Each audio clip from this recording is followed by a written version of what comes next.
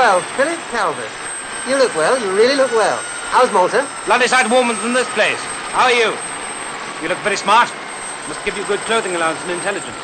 We get an allowance for ballpoint pens and paper clips. Ah, it's a man's life, is it? Danger lurks behind every filing cabinet. How's it feel to be back at headquarters? The Mediterranean fleet will be floundering without me. Are you going to tell me why I've been brought here? Well, that was my idea, actually. Yeah. We've got this sort of problem, you see. Mm-hmm. And you being so clever with, well, you know, nautical things, underwater and all that. You mean if it's wet, I'm your man? So to speak. So why have I been brought here? Am I going to be the world's first underwater spy? Yes, that's rather funny. I like that. No, it's about these ships, bullion vessels. Hijacked off the face of the earth, or rather the high seas. Bye. You in exiles? Philip, please. It is, as they say, a matter of national importance.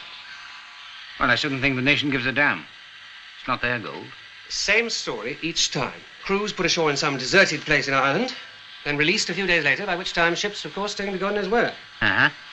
What are we supposed to do to save the nation for democracy? Well, between the two of us, Philip, what with my organizational genius and your more physical talents, we have to evolve a master plan to take before the big white chief. Which is whom? Sir Arthur Arnford Jones, KCB, etc., etc., etc. Yes, quite an impressive record, I suppose. I see here that, like all men employed in highly specialized branches, you have a rather questionable attitude towards authority. I don't know that I care for that. It says here, unsuitable for routine investigation. Operates best under conditions of extreme pressure. At this level, he's unique. Do you suppose that's true? Well, it must be if it's on the file. I'm not happy about this. Yes, do sit down. I'm not happy about this, Calvert. I should have preferred my own men to have handled this, with the assistance of Lord Charnley, and Lloyd's, of course.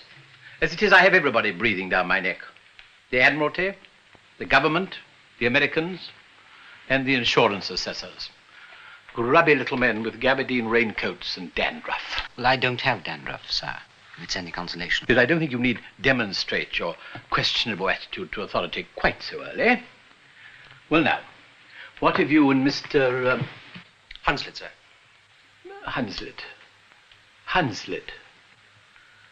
What have you come up with? Right, it's this. Let's conceal 2 men with the transmitter of the next bullion ship, so that if she's hijacked, we'll know exactly where she is. The men can send signals at prearranged times and frequencies, and we can take cross bearings. It may be that Mr. Hunslet and myself would then be able to shadow the ship with their own boat. Could men be concealed like that? I mean, it seems rather far-fetched. But I don't like it. It's too dangerous. Too many ifs and buts. Well, with all due respect, you haven't had an if for a but yet, have you? The next ship is the Nanceville. 8 million quid's worth of gold bullion. Surely that's worth a risk or two, isn't it? I insist on using my own men. Okay.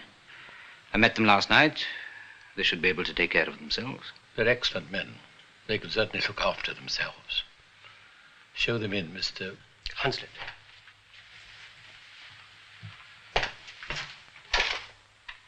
Come in, gentlemen.